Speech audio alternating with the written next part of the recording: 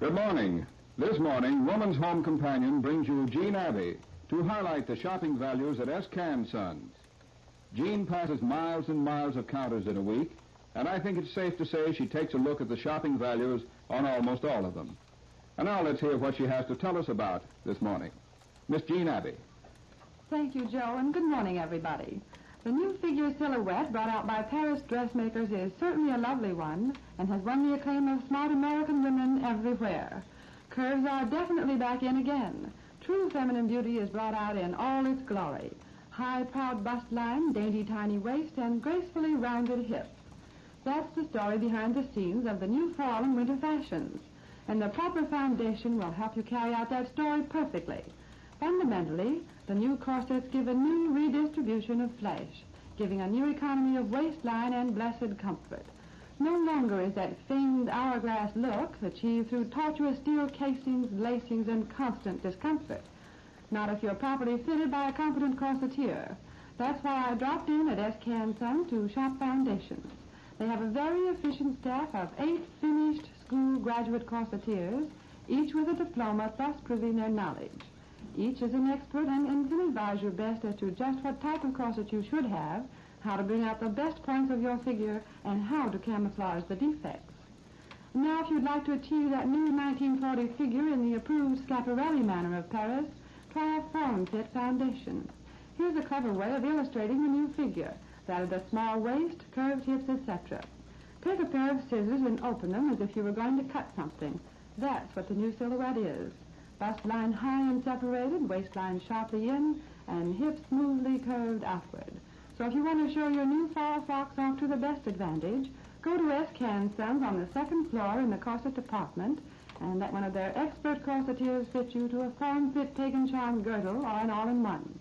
They're moderately priced at $7 and $7.50, and you'll revel in the new comfort and delight, not to mention the beauty of a scissors silhouette. Of course, form-fit foundations have talon fasteners for a more perfect fit. And now here's a tip on buying undies. When you buy rayon lingerie, you naturally want them to wash well, stay fresh and new-looking for a long time. You want them to be nicely styled and made to fit you, and you want them to be pretty and dainty at all times. Then here are the undies meant for you. They're called to-be's chardonnized garments, which means that the fabric is a to-be's, and to-be's is spelled T-U-B-I-Z-E, rayon pre-tested for tailoring, washability, and wear. This means that the garment has been made under the rigid standards of the to-be certified quality plan and ensures you satisfaction. I saw some lovely to-be's undies called New Weave in the main floor rayon underwear department at Cannes. The panties in 4 styles, the step-in, bloomer, banded leg, or briefs are very specially priced at 59 cents each. Matching shirts are the same price. While on the second floor at Cannes, I visited the dress department. They certainly have a wonderful large selection of fall and winter creations. For instance, there's a lovely, lovely frock decorated with wise old owls, and the name of the frock is Wise Old Owl, too. This dress in green, vineyard, or black is accented with smart freak buttons, little owls on chains that snap on. The dress itself is collarless and has insets of draped shirring diagonally from shoulder to waistline, which is most flattering. It has a full skirt with bustle fullness at the back, and a soft material belt fastened with a handsome buckle. When worn, there will be no bulging gap at the placket because it, too, zips smoothly closed with a talon fastener. It's priced at $25 and looks much more expensive. The buyer herself was wearing this wise old owl dress, which proves its style worth. And here is good news for the young woman who wears size 38 to 50. Cannes now have a large selection of Lane Bryant dresses, which are exclusive in Washington with Cannes. They range in price from $10.95 to $25, and in sizes 16.5 to 24.5 and 38 to 44. In the larger sizes, they are 44.5 to 52.5. Each dress has the Lane Bryant Slenderizing Modes label and is designed along the new fall and winter trends. Every one is designed with one thought in mind, to slenderize and flatter the figure. And of course, they have the talon fasteners. I saw one lovely dress suitable for all-round wear through the day. It is a jacket dress of classic black ribbed crepe combined with black satin. The dress, which can be worn well without the jacket, has a slenderizing V-neck with a beautiful jeweled ornament and has bracelet sleeves. The jacket is stunning with long sleeves. As well as black, this dress comes in wine, grotto blue, and crushed grape, and is priced at $22.95. Another label tip. It may seem that I'm harping too much on the subject of labels, but after all, that is your best guide to quality. As chilly fall winds are just around the corner, I suppose you are dashing around trying to select your new fall wardrobe. And whether you buy your dresses, skirts, and coats ready-made or select the material at home, look for the label that says Botany. That's how you can assure yourself of getting the best. For Botany has long set the pace for dependable construction and fashion leadership in fine woolens. All Botany fabrics are fully sponged and shrunk too. There is such a variety of new materials and designs. Visit one of the most famous woolen departments in Washington, namely S. Can Sons, and see their complete assortment of Botany fabrics. You'll find these on the first floor, and Botany is priced from $1.95 to $3.95 a yard. Some is all wool, and some has a little rayon in it for new effects. In your new season's dress-up spree, you mustn't forget those little touches that mean the difference between loveliness and unloveliness. Your personal charm is completed by a dash of fragrant toilet water and a dusting of sweet-smelling bath powder. It's taken for granted that you don't use conflicting scents. Therefore, Harriet Hubbard Eyre, the famous beautician, has created a delicate new scent and coordinated it into a complete series of perfume, toilet water, bath accessories, and beauty aids. This scent, reminiscent of the gay, clear, romantic scent of clover fields at dawn, is called Pink Clover. The entire series is packaged in delightful boxes and bottles spangled with pink clover leaves. You'll find Harriet Hubbard Eyre Pink Clover in the first floor toiletries department at Cannes. Miss Mooney, Special Air Representative, will be glad to show you the series of Pink Clover beauty aids and bath accessories. Ask for Miss Mooney when you go in. Let's consider makeup now, for this is the thing that can either bring out your natural beauty or hide it. For the utmost in subtle flattery, try Bourgeois Evening in Paris makeup, the rouge, lipstick, and face powder. Evening in Paris rouge is a new handmade process rouge of satin smoothness that blends imperceptibly into the color of your skin. It gives your cheeks a natural-looking and flattering blush. Harmonized with the rouge is Evening in Paris lipstick. It is made of only the purest ingredients and is exceptionally permanent. Both the rouge and lipstick come in 4 different harmonizing shades for every different complexion type. Bourgeois Evening in Paris face powder in several tones is silky smooth of texture, imparts a subtle radiance to your complexion, and clings becomingly for many hours. All 3 items have that lovely elusive Evening in Paris fragrance. Select your shades at Cannes in the first floor cosmetic department. Accent is on your youth. So says fashion, so says Lady Esther, creator of famous Lady Esther 4-purpose face creams. As everyone knows, the complexion of youth as a whole is firm, clear, glowing with health and vitality. Age tends to break down the facial muscles, drawing them downward and dimming the clearness of the complexion. That's why youth and those who want to retain youth should use Lady Esther cream, because it is lighter in consistency. It doesn't pull the lines of your face down. Lady Esther 4-purpose face cream, besides being delightfully light, will really clean your skin. Try it and see. It's in the first floor toiletries at Cannes and moderately priced at $25, $52, and 92 cents a jar. A last beauty hint about your hair. Bring out its natural glory with Admiration Oil Shampoo. Admiration is not a soapy shampoo. It contains no alkali or harsh chemicals. With a single application, the film that hides the beauty of your hair is washed away, leaving it soft, lustrous, and shining. This without the aid of lemon or vinegar after rinse is too amazing, isn't it? But very true, as you'll see once you've tried it. Also, you'll find your hair much more manageable, too, which is a boon to those with unruly hair.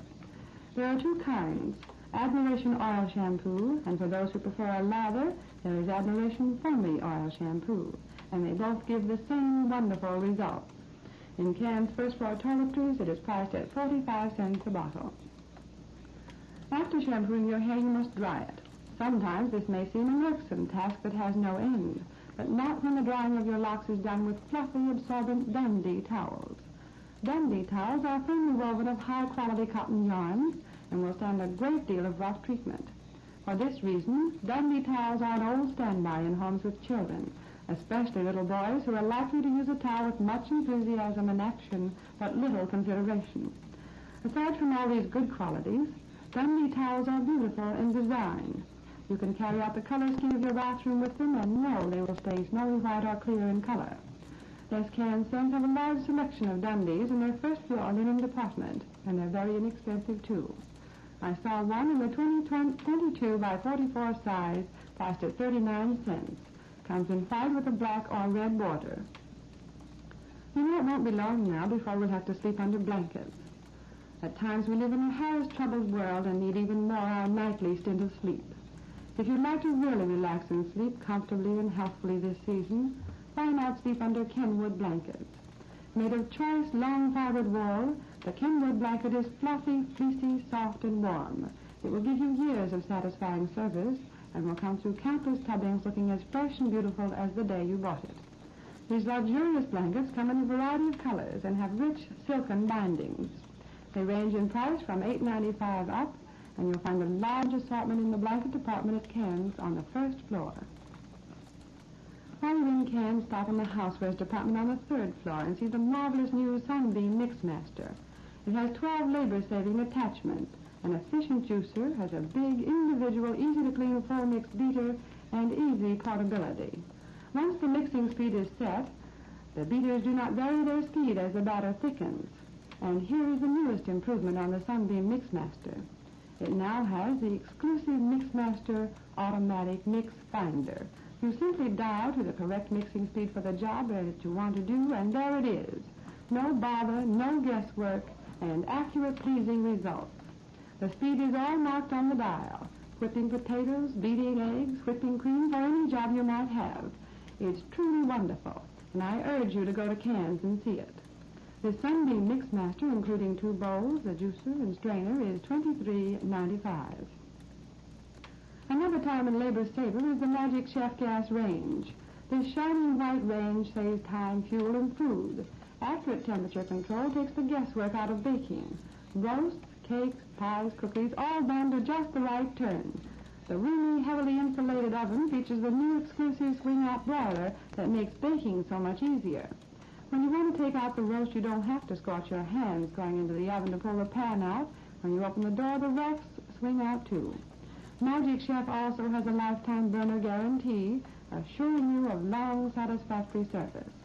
This handsome range can be purchased on convenient budget plan, as you will see when you look at it in Cairns in the third floor range department. And while in the housewares department, drop by the Club Aluminum waterless cookware display and let Miss Dora Payne show you the many advantages of Club Aluminum. Miss Payne, who is the representative for Club Aluminum at Cairns, is a graduate nurse and an authority on baby foods. She can tell you how the vitamin and mineral content of foods is preserved when cooking with little or no water. That's why it is helpful for your family and especially babies. Club Aluminum Hammercraft cookware is designed to give the utmost in beauty, efficiency in cooking, and lifetime service. There's a 7-piece set priced at only $17.97. This set includes 3 saucepans, 2 frying pans, a Dutch oven, and a griddle. And Miss Payne will suggest that you add the baking rack and the cleaner to keep it bright and shining. Before I say goodbye, I want to remind you that S.K. & Sons have a Dr. Scholl's foot preparation booth on the 4th floor in the shoe department. There you'll find a pleasant, specially trained representative, Mr. C.C. Kruger, to help you solve your foot problems. There's a complete line of Dr. Scholl's foot preparations at moderate prices. Go to the skilled Dr. Scholl representative, who is most pleasant and kind, and let him fit you with a Dr. Scholl's foot easer, a scientific foot arch cushion. It is constructed so that by firmly but gently supporting the arch, it relieves all strain and pressure on the muscles and ligaments of the feet, and it's priced at $3.50. My time is up, and Joe King is here. I'll be back again at 8:45 next Tuesday. Goodbye. And so, with that last note in her little black book, Jean Abbey leaves us to garner more shopping news for next week's broadcast. Be sure to tune in then for more Jean Abbey notes on what's new in the stores. May we remind you again that Jean Abbey will be heard next week at a new time, 8:45. This is Columbia Station for the nation's capital.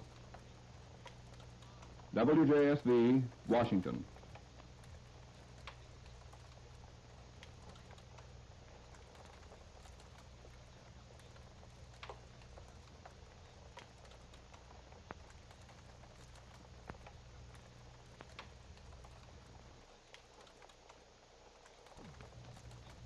The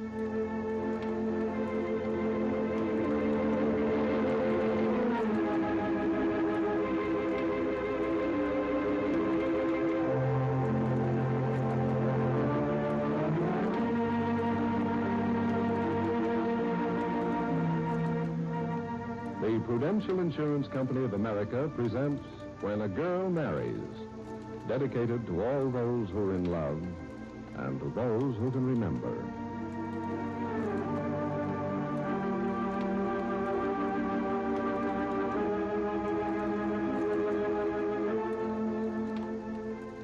This is the story of two young people who were destined to know the joy and the heartache that love can bring.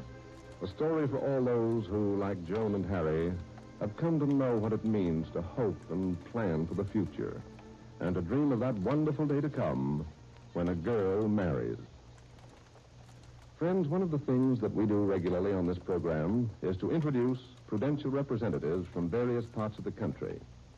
These are the men who bring the services and the aims of the Prudential to neighborhoods all over the United States and Canada. Today, I'd like you to hear Mr. George E. Connors, who calls on Prudential families in Somerville, Massachusetts, near Boston. How do you do? Mr. Connors, how long have you been with the Prudential? For over 14 years. Now, just what are your duties as the Prudential man in your neighborhood? It would take a long time to tell the whole story, Mr. Gallup. But here is the general idea. I, of course, make regular calls on my policyholders, and when claims fall due, it is my job to pay them. And I feel that the most important job I have is the first purpose of life insurance is to place the cash in the hands of the families in time of urgent need. And what else do you do, Mr. Connors? Well, Mr. Gallup, the largest part of my time is spent in rendering service on existing policies. I try to do everything I can to make the Prudential life insurance fit the needs of the particular families. Changes in the family's needs and circumstances may arise, a different arrangement of their life insurance. Perhaps a beneficiary should be changed, or the type of policy, or perhaps the method of payment of premiums. I can't give you the full story, but those are some of the things that the Prudential agent is glad to do as an important part of his job. Thank you very much, Mr. Connors. And now, friends, I'd like to say this. No matter how large or small your policy may be, the Prudential strives to give you the very best in life insurance service. Your Prudential man will be glad to help you in every way he can with any life insurance problems. And, of course, he never charges a fee.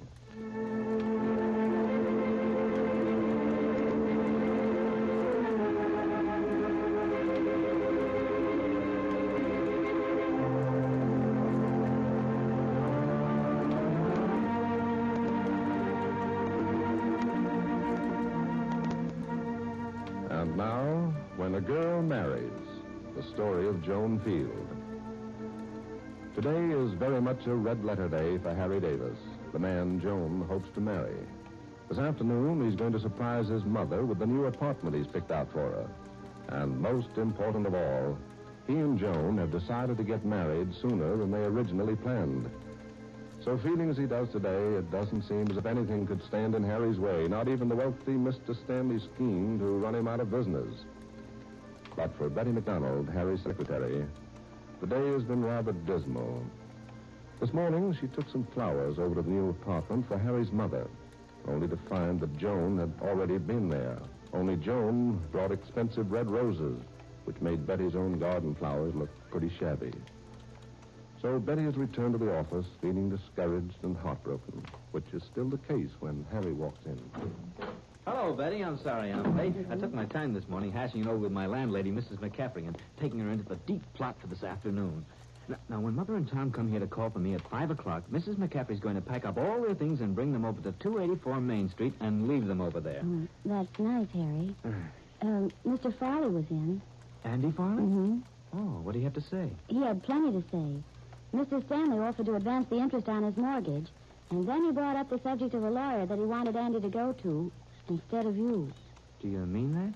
Yes, I mean it. Mr. Stanley meant it, too. Gosh, I wish we had some proof. We have.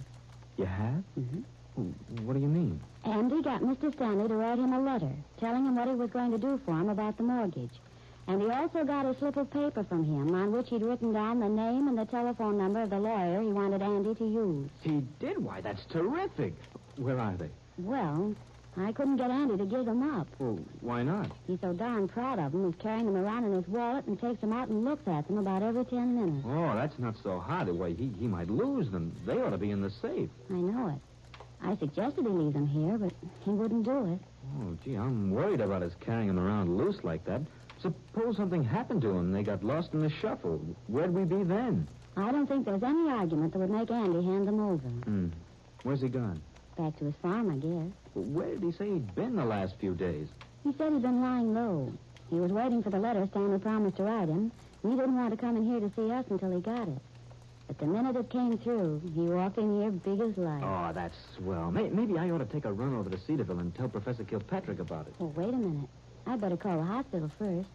He may have left there by now. Yeah, all right. Call him up. Give me Cedarville 211. Oh, and Betty, look, would you mind doing something for me? I may be tied up this afternoon. I told my mother and Tom to be here at the office at 5 Just a o'clock. minute, Now, sir. Hello? Is this the Cedarville Hospital? Well, can you tell me if Professor Kilpatrick is still there? He's checked out. Oh, where's he gone? Can you tell me where he's going? Oh, thank you. I got it. Goodbye. Well, where'd he go? To the Stanley Arms Hotel right here in Stanwood. You can get over there in a few minutes. Oh. Well, as I started to say, Mother and Tom will be here around 5. I've got some things to attend to this afternoon, and if I'm not back, do you mind keeping them occupied for a little while? Well, for how long? Oh, I don't know. Not more than half an hour. But if something happens to keep me longer than that, I wonder if you go over to the new apartment with them. You can have the fun of showing it to them. Well, I'm terribly sorry, Harry, but I can't. You can't? No. Well, Betty, I expected you to. Well, you're supposed to go with me when they see it for the first time. You picked it out, didn't you? You're responsible for it. Well, I'm awfully sorry, but I've got an engagement. You've got an engagement? What engagement? Oh, I suppose I haven't got any right to ask you that. I'm sorry. You see, that's what happens when you get in the habit of counting on somebody to do things for you. You just don't remember that they've got any private life of their own. I can wait here till 5:30. Oh, say, if you'll do that, I'll be ever so much obliged to you. You see, I thought I might find out from you how to get out to Andy Farley's place. I'd like to get that letter and that scrap of paper on the lock and key. Where does he live, by the way? His farm's up near Elk Creek. It's a big place. Oh, it'd take too long to get out there this afternoon, I guess.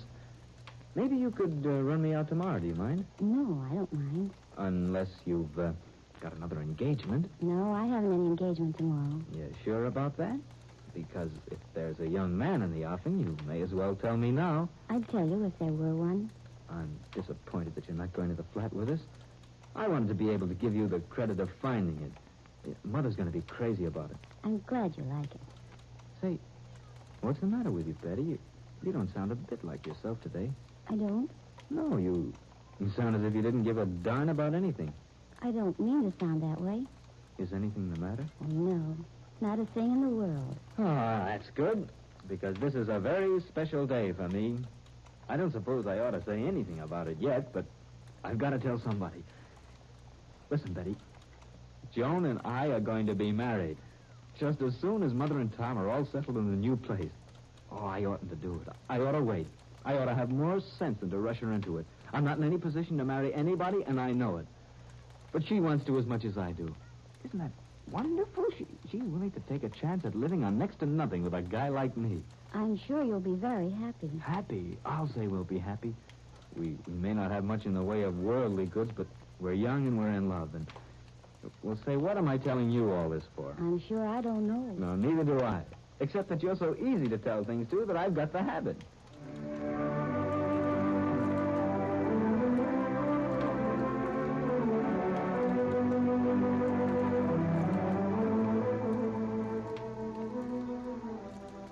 A few minutes later finds Harry at the Stanley Arms Hotel, where Professor Kilpatrick has taken rooms. As he walks in on the professor, he says, Well, Professor, it's good to see you someplace besides in a hospital. Yes, I'm a well man now, ready for a good scrap. And nothing would give me more pleasure than to go after Ralph Stanley in a big way. You can. We've got him. What do you mean? Andrew Farley's got a letter from Mr. Stanley. What's in it? An offer from Stanley to help Farley out in the matter of paying the interest on his mortgage. Fine. And that's not all. Farley was smart enough to get Stanley to write down the name of the lawyer he recommended in place of me, claiming that he'd forget it. Oh, good. Then we can swing into action. Farley's willing to testify to the whole conversation, and I think if he does, we can get others to do the same thing. That's all I've been waiting for. Oh, what a break to have the actual evidence for a cause of action against him. Well, it's not in our hands yet. Where is it?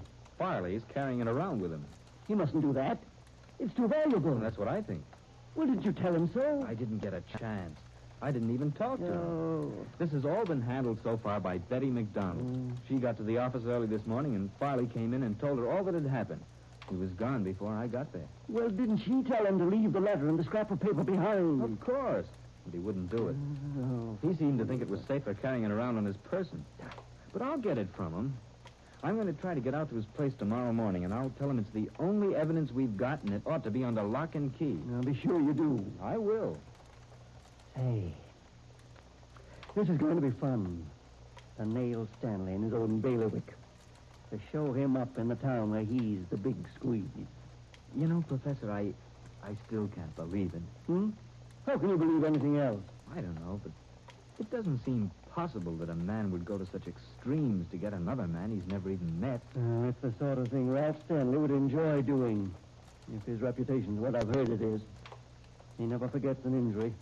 And he considers that you've injured him irreparably by busting up his plans for his only son. Do you suppose it would do any good if I went and talked to him? No, stay as far away from him as you can. Don't go anywhere near him.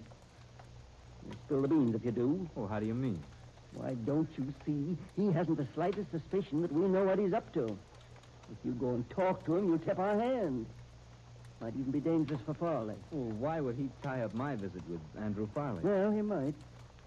Might go over everybody he talked to and find out where the leak was. He can remember that Andrew Farley was the only man to whom he gave anything in writing which might be used against him. Oh, you think he would? Well, of course he would if he thought anybody was going to attack his reputation in Stanwood. You forget, Harry. He's been the big mogul around these parts so long. He's ruled the place with an iron hand. And he's come to think of himself as omnipotent. Well, suppose I just went in and talked to him as man to man and tried to overcome his feelings against me. Yeah, you flatter yourself, young fellow. If you think you can put yourself across with Ralph Stanley. You're not a person to him by this time. You're an obsession. Oh, get out. He's human. If I went to him and talked to him and told him that I was just a young fellow trying to get along and asked him for suggestions, I'll bet you any amount of money he'd forget how he felt about it. Yeah, well, you're a fool if you do. You'll do it against the advice of counsel, and I'm your counsel. I haven't the slightest doubt that Ralph Stanley would put on an act for you which would be completely disarming. I tell you, Harry, he's out to get you. He'll run you out of town if he can.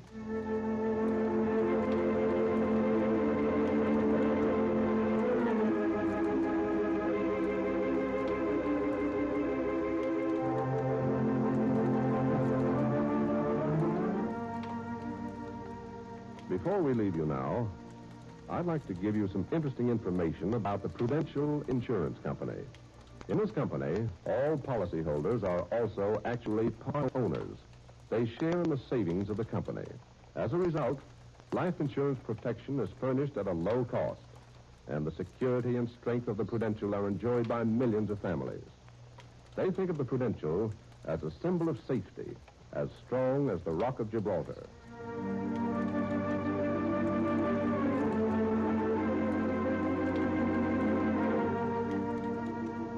Be sure to hear When a Girl Marries, brought to you tomorrow and every day, Monday through Friday, by the Prudential Insurance Company of America, Newark, New Jersey.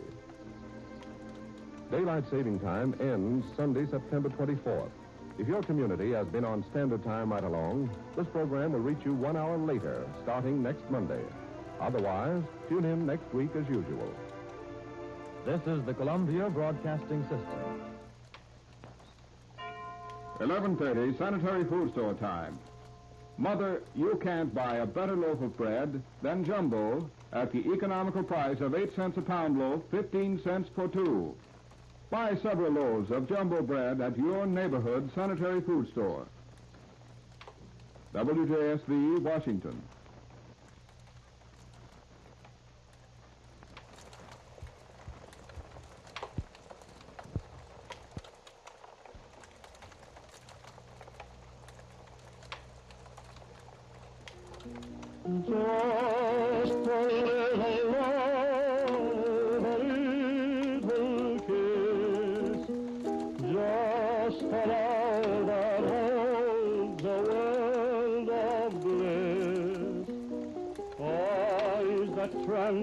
like the stars above me, and the little words that say you'll love me.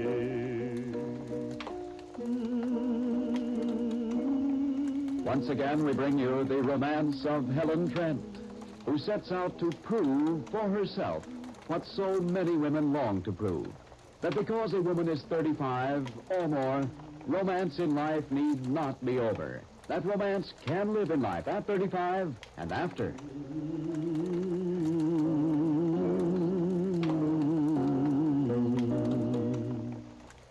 Many smart French women agree that to have your lips look appealingly natural, yet ravishing and desirable, use Angelus lipstick. A-N-G-E-L-U-S. This remarkable lipstick is the creation of Louis Philippe, distinguished French colorist. In it, he has blended colors to match the human blood. Rich, warm colors, so exquisitely subtle and alluring, and yet natural-looking. For they blend with every shade of hair, every type of complexion and eye coloring. Many French women use Angelus on their cheeks and lips, too, to achieve lovely harmony in their makeup. Even the case of Angelus lipstick is chic in the French way. Dainty, gold-plated, and embossed with the fleur-de-lis design. You'll find it in all drug and department stores. And if you want a new makeup thrill, try the gorgeous new Formal Red. Deep, intense, and yet subtle as the scent of a rose. It makes lips look alive, compelling. By day, it is vibrant, pulsating, and after dark, it weaves a spell of exotic glamour. Try it. Formal Red, number 404. You'll find it goes beautifully with the colors most fashionable right now. Now, other favorite Angelus shades are Framboy, number 414, and Coronation Red, number 400.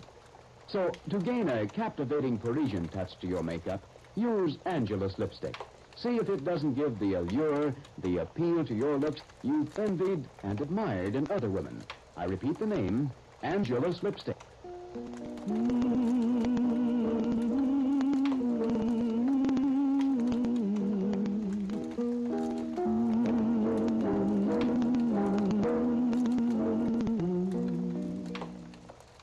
Again, the romance of Helen Trent.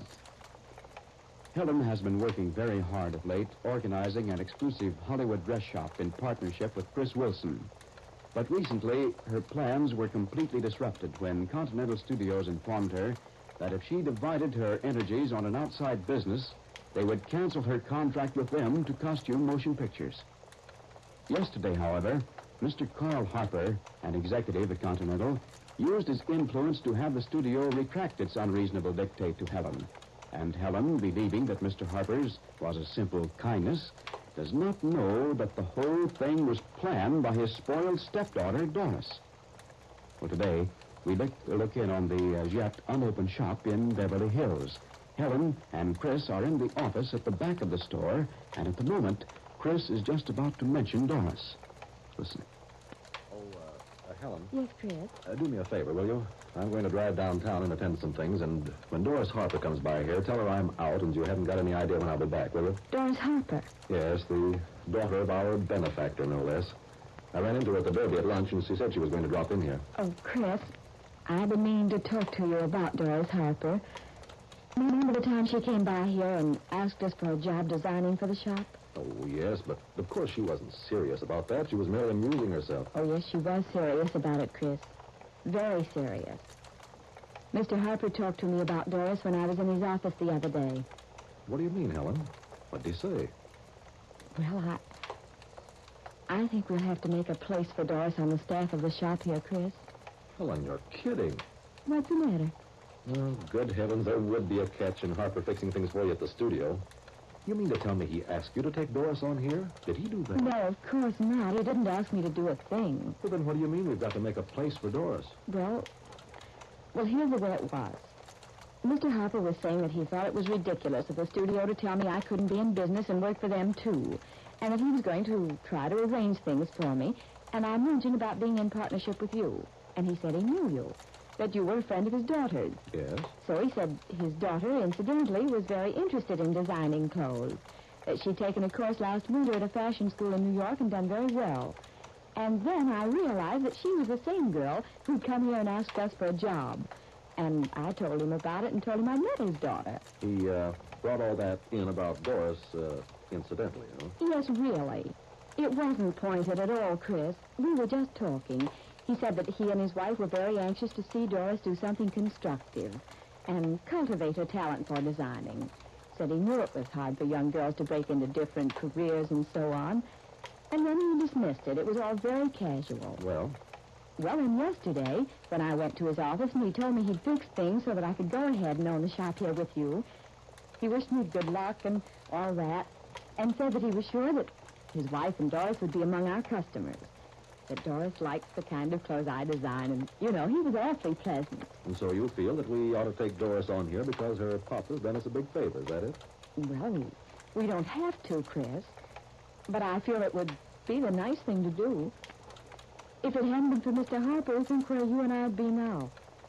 He knows that we know his daughter would like to work here, and if we don't make a place for her, he'll think we're awfully unappreciative. I knew there was a catch in it. I knew it. What have you got against Doris, Chris? Oh, I don't like to say anything against any girl, but, well, I don't like her, Helen. I emphatically don't like her. She's spoiled and selfish and a rotten sport and, well, a few other Oh, things. she impressed me that day I talked to her as being very sweet. Well, she's not, I'm sorry to say. In my opinion, she's a pest. Have you known her a long time, Chris? Yes, she runs around with the crowd I used to see a lot of. As a matter of fact, I used to take Doris out a couple of years ago myself, the season she made her debut. And she's a spoiled brat, and to tell the truth, I've avoided her for quite a while now. And she sort of chases after you, is that it? Well, it would sound conceited if I said yes to that question, but it would be untrue if I said no. I see. Well, that does complicate things a little. But, of course, in time, Doris will catch on that she's wasting her time on you, and she'll give up. I hope so. Gosh, there's always a fly in the ointment. I've never seen it fail. I thought Doris was kidding coming in here and asking me for a job that day. I never dreamed she really meant it. She's serious about designing. Her father told me so. Doris Harper's not serious about anything but Doris Harper, Helen. There's no reason on earth why she should work. She lives the life of a social butterfly, and she's got enough money in her own name to buy and sell you and me a half dozen times. I don't want to take her on here, Helen. I don't want to have her around. Well, what shall we do, Chris? Mr. Harper's been so nice. He told me that it took a great deal of persuading to fix things for me with the other executives at the studio. He went to a great amount of trouble. I wouldn't be surprised if Doris didn't have a hand in that. Oh, that's absurd, Chris. Look, don't hold anything against Mr. Harper. He wasn't the least bit pointed about Doris. It's all my idea that we ought to do something in return. I think we're really deeply obligated. Sorry, but we are. And Doris knows we are, too. I'll bet you that's exactly why she told me she was going to drop in over here this afternoon and see me. Helen, we can't use Doris around here. Well, we certainly don't need her, but we could make a place for her if we had to. Like what? Well, for instance, there's always a scarcity of attractive blouses. We could let Doris try her hand at designing some of those. She'll be a lot better financially and otherwise. Maybe she won't be financially, Chris. She can do some simple things and perhaps do them more cleverly. I'm not trying to force her on you, but I just can't face Mr. Harper again at the studio unless we give Doris a try. Yes, I know. However, if you say no, Chris, then that's that. I don't want to overrule you. If you feel that Doris will annoy you and you can't get along with her here, then at all costs we won't take her on. Oh, I can get along with her if I have to, I suppose. You're right, hon. We're stuck with her on account of her old man. Well, go ahead and fix it up with her. I don't think she'll be here long, Chris. Are you sure you don't mind now? No, I'm just raising a fuss about, well, making a mountain out of a molehill, I guess. But you do all the talking to Doris, you hear? You employ her. I don't want her to think she's got me to thank. I'll stay out of it. All right, I'll attend to it entirely. Oh, I'm sorry we have this problem, Chris. I hate for you to have to put up with what it'll mean. Oh, it's okay, Helen. You can't help it. It's just that almost every favor somebody does you in this world, you have to eventually pay for it. Seems to be a law of nature or something, I guess. I really feel quite bad about the position it'll put you in, Chris. Oh, I've got nothing against Doris except that I just don't like her kind. She won't bother me around here. I'll just let her catch on that I'm disinterested and busy and I don't care about her. Chris, there she is out in front, just coming in the store. Here, where's my hat? I'm going to beat her. I'll look out the side way here. You go ahead and fix it up without me, Helen. All right. I'll see you later. Okay. They have to do this when Chris doesn't like the girl. I'd better go talk to her. She's coming. How do you do, Mrs. Trent? Remember me, Doris Harper? Yes, of course, Miss Harper. How do you do? Fine, thanks. Is Chris around? Why, he just went out. He had some things to attend to. Oh, poor Chris. He's always so busy. One of these days he's going to wake up and realize he's busied himself right out of all the fun in life. Oh, this is the loveliest dress on this form here. Did you design it? Yes, I did. It's superb. There's genius in this dress. Genius in every line and tuck. Oh, and the way the neck's cut. I think you're wonderful, Mrs. Trent. Thank you. Sit down, Miss Harper, won't you? Thanks. I met your father recently at the studio. Yes, he told me. He came home simply raving to Mother and me about your looks. Well, I'm very grateful to your father for helping me out of a bad predicament about the shop here. I suppose he told you. Mm-hmm. Carl's awfully sweet that way. He's always doing things to help people at the studio out of jam. Well, he told me how seriously interested you are in designing, Miss Harper. I, of course, remember your coming in here before. Oh, don't feel like you have to bother about me, Mrs. Trent, just on account of Carl. Oh, please don't. That's out of the question. Oh, it isn't just that. Your father told me how capable you are. And I think it might be well for the shop to have a few things that aren't my work. Maybe some blouses or something? No, now, really, you mustn't go to any trouble about me. I wouldn't want you to feel, well, you know. And Carl wouldn't want you to feel that way either. Now, just forget it. Don't misunderstand me. I realize that, of course. But as a matter of fact, I do think that the shop might be able to use some of your work if it's satisfactory. And perhaps we could give it a try if you want to. See what you can do. If I want to? Oh, heavens. If you'd let me, Mrs. Trent, I'd adore it. If you really want me, just because you think I could design things that might actually sell, oh, I'd be thrilled to death. Well, it all depends on your ability, of course. The designs you've done, and if I think they show sufficient originality, then, well, we'll see about making a place for you here at the shop.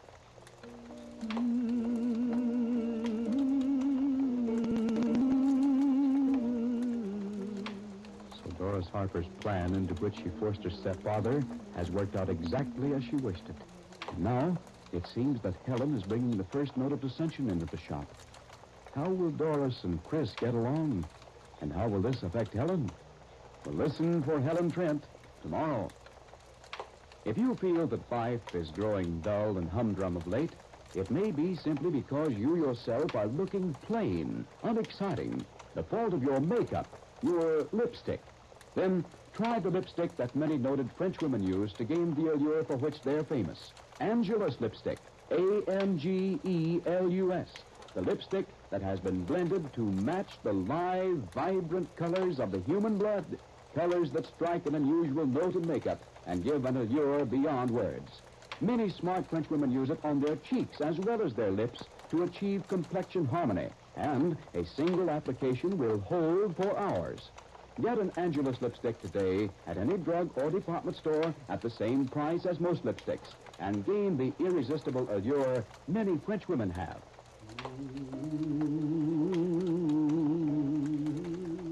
Helen Trent will be on the air at the same time tomorrow. Helen Trent's announcer, Don Hancock. To keep household mechanical devices running smoothly, use triple-acting 3-in-1 oils. Get 3-in-1 at any hardware, grocery, or department store. Also in 10-cent stores and automobile accessory departments. Ask for 3-in-1 oil today.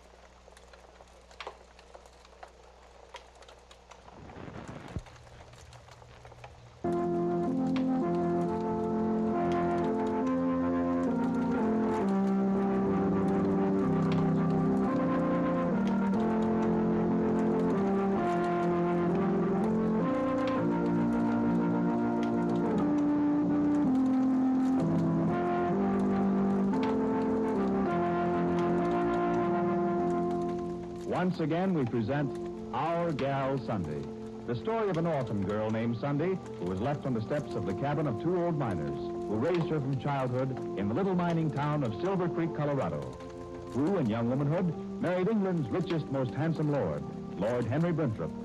The story that asks the question, can this girl from a little mining town in the West find happiness as the wife of a wealthy and titled Englishman?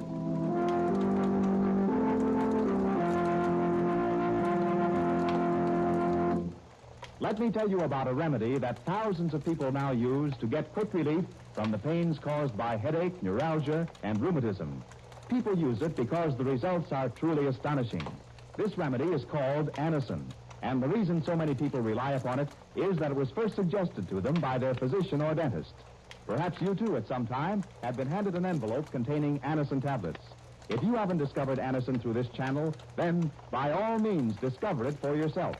For your own sake, to get quick relief, Anacin is certainly worth a trial. Of course, there's a reason why Anacin is so amazingly effective. It is made up of a combination of different medically proved and tested ingredients, not just one. It is like a doctor's prescription that way. For a prescription nearly always calls for a combination of different ingredients. Try Anacin on this basis. If the first few tablets fail to give the quick relief you want, you may return the unused portion and your money will be refunded. So be prepared next time you suffer from a headache or neuralgic and rheumatic pains. Get a supply of Anacin at any drugstore today and have it on hand. Spelled A-N-A-C-I-N. It comes in tins of 12 and 30 or bottles of 50 and 100 tablets.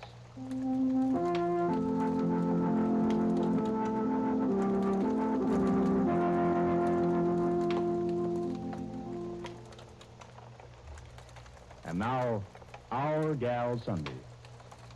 Much has happened in the last few days at Balmacrucci Hospital to prophesy difficult days ahead for Sunday with two members of the staff.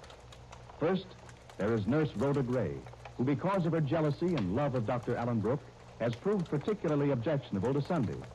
And then there's Allen Brooke himself, whose personal interest in Sunday is becoming a major problem to her. However, these problems have been in some part counteracted.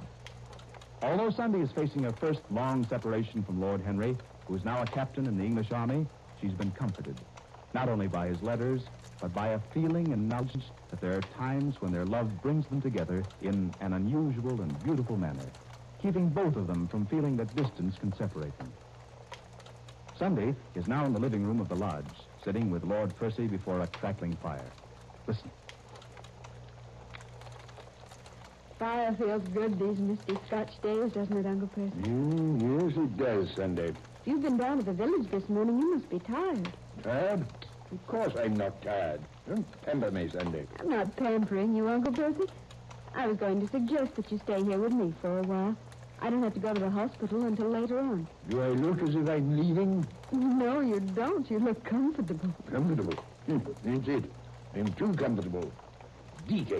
Details of turning Balmacrucci Castle into a hospital. Is that a man's work? No. What are you talking about? Morning, noon, and night I fuss about with lists, with orders. Try to give the hospital staff advice. They don't want it. They know better than I do how to equip a hospital. What do they think I am, a useless old man, eh? Of course not, Uncle Percy. You aren't old, and you're certainly not useless. No, if I'm not useless, why am I not in the army? Answer me that. Why, because, well, there's no need for you to be, Uncle Percy. And you served in the last war.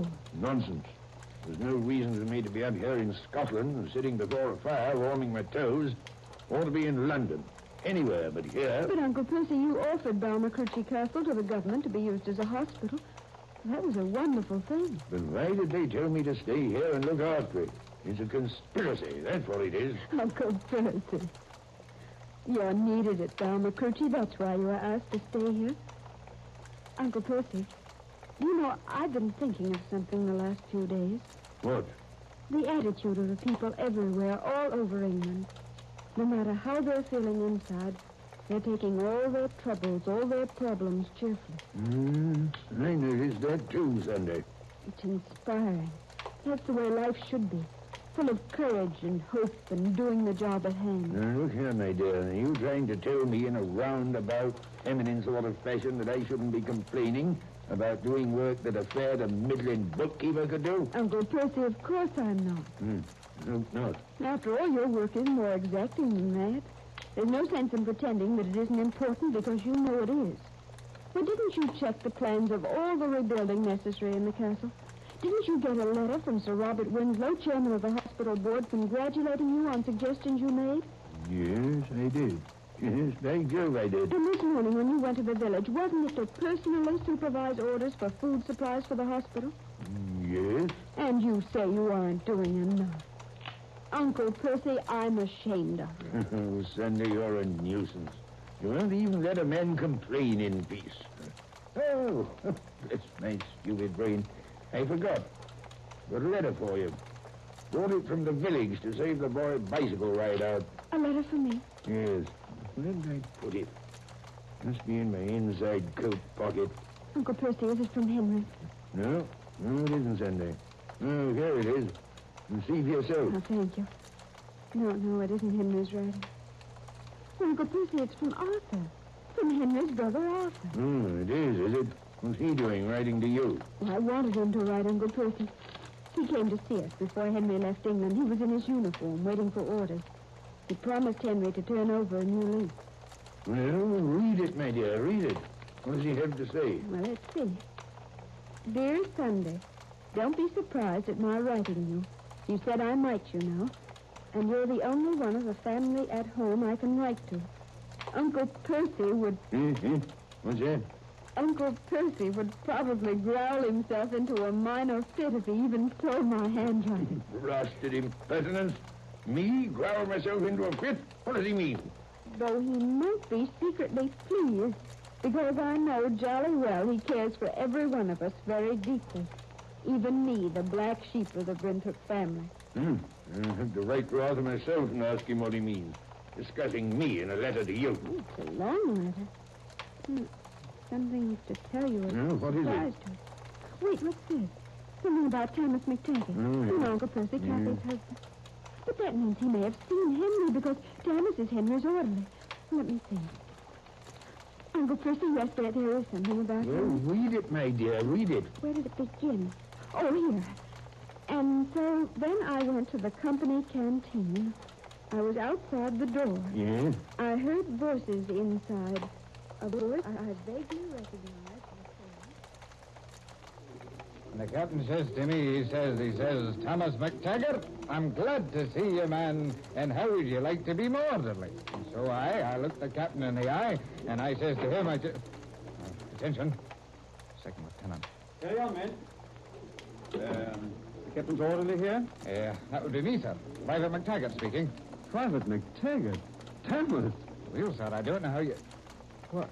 Lieutenant Arthur Brinthrope. Well, I can't believe my eyes, sir. Thomas, it's good to see you again. Aye, well, it's the first time in over 3 years. Yes, it's all of that, Thomas. Is your captain about? Oh, aye, sir, that he is. In his office at this very minute, working on his reports. If you'll come with me... Oh, wait a second, Thomas. There's something I want to ask you about. Let's stand in this hall, shall we? Aye, Lieutenant. Yes, sir. What did you want to say to me, sir? See here, Thomas. I heard in a roundabout way that your second lieutenant is being transferred. Know anything about it? Aye, that's the truth, sir. And I'm wishing this very instant that you were taking his place.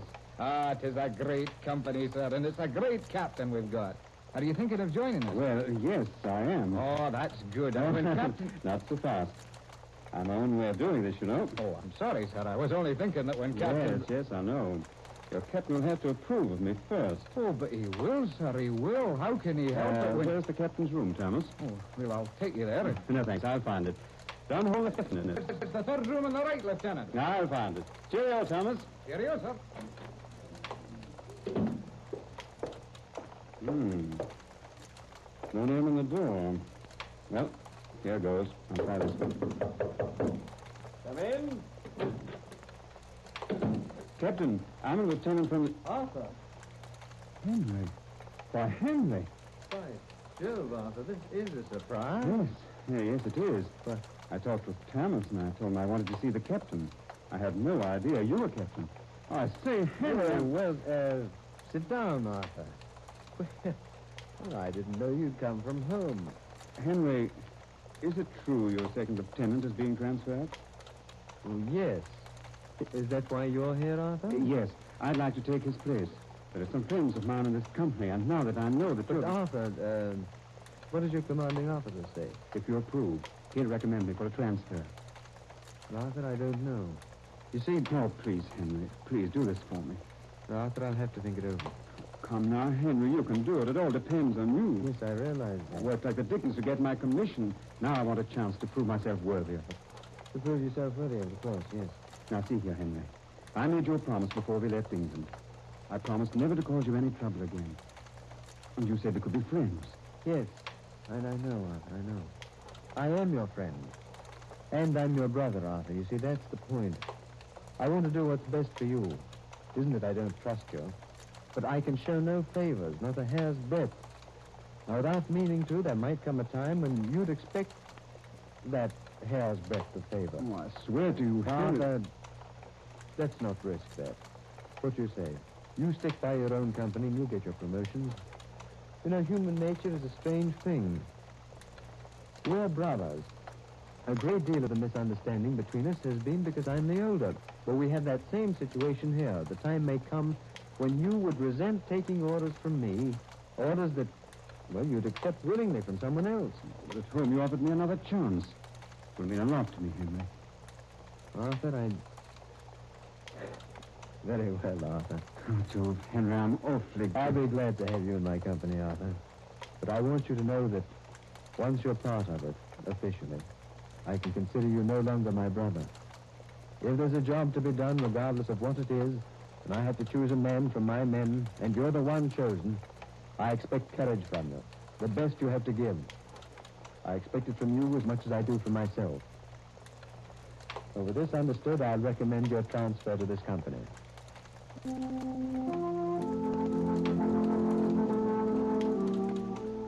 What will happen to these two brothers fighting side by side? One, a captain, the other, a subordinate. Will Henry be placed in a difficult position? Will Arthur's past misdeeds play any part? And what of somebody's own situation at Balmacucci Hospital and Nurse Rhoda Gray's jealousy because of Dr. Ellen Brooks' infatuation for Sunday? What dramatic twist will the personal problem surrounding Sunday take next?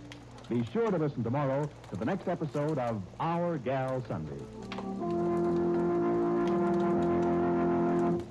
Our Gal Sunday is brought to you by the makers of Anacin, that remarkable way to get quick relief from the pains of headache, neuralgia, or neuritis.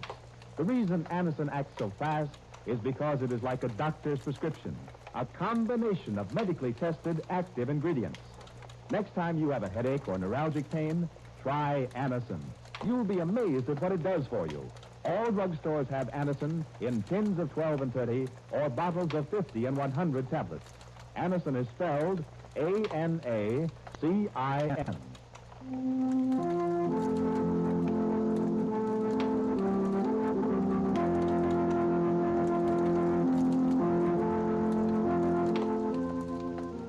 Our Gal Sunday will be on the air at the same time tomorrow, 12:45 p.m. Eastern Daylight Saving Time. Your announcer, James Fleming.